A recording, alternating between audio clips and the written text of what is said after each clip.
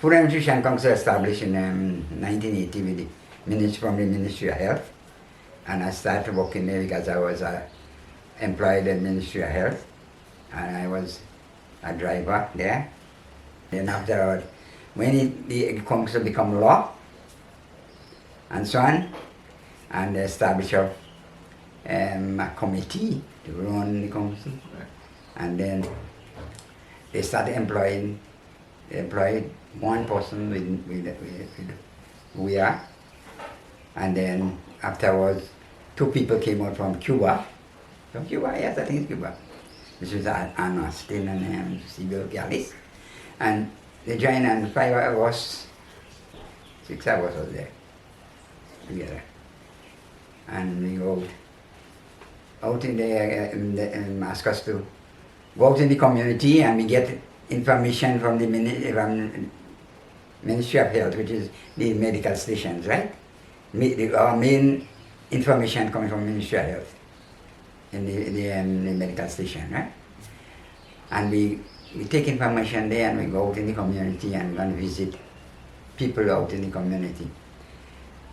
We basically be looking at the malnutrition issues of children, right? Mm-hmm. From 0 to 5. I was responsible to be out with the nutrition, to the officers and them, or to take them where they want, assist them.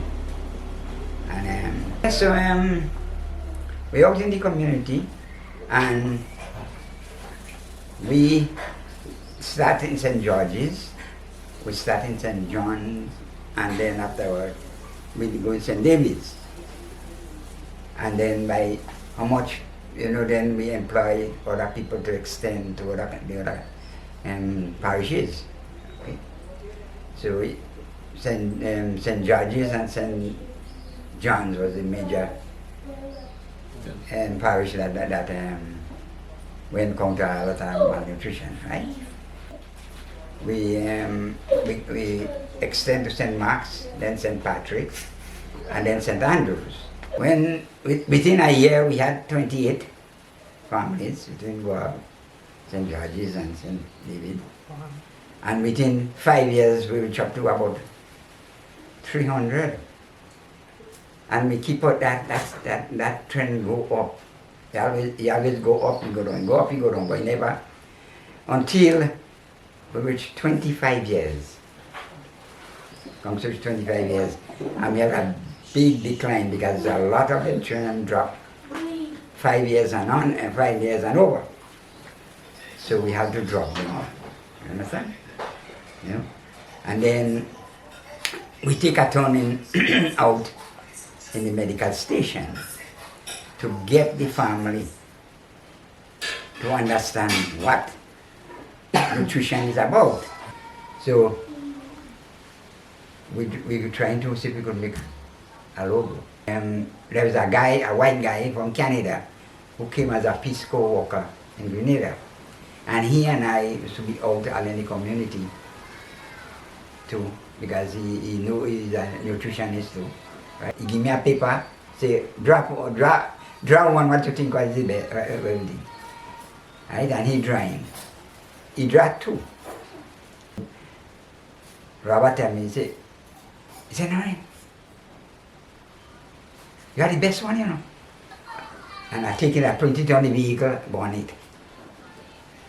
And they all about and thing and whatever. Right? So the logo was made between Robert Cripps and myself. Wow, that is interesting. Because I was not thinking of it's a good thing you brought that up. Yeah, we would never have known that. We never. Wow. The logo? Yeah. We were not thinking, yeah. Mm-hmm. Wow. The Grenada Food and Nutrition Council is celebrating its 45th anniversary. The mission of the Grenada Food and Nutrition Council is to promote the health and well-being of the Grenadian population, encouraging them to make informed food choices and practice healthy lifestyles. As a statutory body under the Ministry of Agriculture, we fulfill our mission in several ways. We provide nutrition support to parents and caregivers across Grenada, Carriacou, and Petit Martinique. We accept donations and raise funds to provide food baskets for families referred to us by the health centers across the island. The GFNC team also delivers training to daycare workers and caregivers. Our nutrition officers and nutritionists deliver year-round presentations in Parent-Teachers Association meetings, workplaces, and communities. We also offer home visits for individuals who are unable to attend clinics, especially the shut-ins managing chronic illnesses. We partner with grocery stores, the media, local social media influencers, and use social media platforms to spread messages about good nutrition. Our office is currently located on Upper Church Street, St. George's, but very soon we will be relocating to Archibald Avenue. In-house, you can receive breastfeeding consultations and one-on-one nutrition counseling. Finally, we host events like the National Nutrition Quiz for primary and secondary schools, host Curious Little Hands during the summertime, and produce the Nutricator, a children's health newsletter. All of this to get students excited about nutrition. We invite you to take this moment to scan your preferred social media platform and follow us. When you do, wish us a happy 45th anniversary. To contact the Grenada Food and Nutrition Council, call 473-440-2126 or email us at gfnc@gov.gd. We are the Grenada Food and Nutrition Council, celebrating 45 years of advancing nutrition and food security in Grenada. At Green Street Pre-Primary School in Grenada, only fresh fruit is allowed as students' snacks. Policy can make a difference in the fight against childhood obesity. It's very satisfying to come to the garden to work with the children, because some of them, this is the first time they plant a seedling or they plant a seed, and they're all excited about it, watching it grow. They're excited about taking care of it, about harvesting it, and even eating it. All the crops that we indeed do at the school is plunged back into our school feeding program. So here we encourage the children to eat local. So as a result, we use the seasoning to season the meat. We put our lettuce, our tomato, everything that we grow is brought back into the kitchen.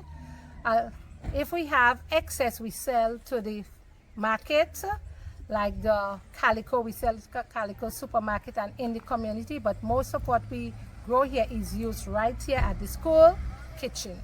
Another thing that we do at the school, which is something that the 4-H program normally does, we try to also teach preservation of food, and when there is an abundance, what do we do with it?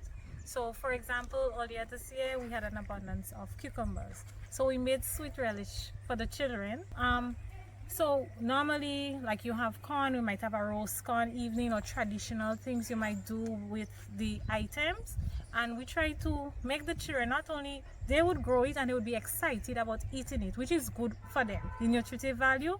So they normally are excited about eating what they grow. So I think in all the program is, the 4-H program is very good, and the cooperation that we get from the schools, not only this school but other schools throughout the island, it's really amazing.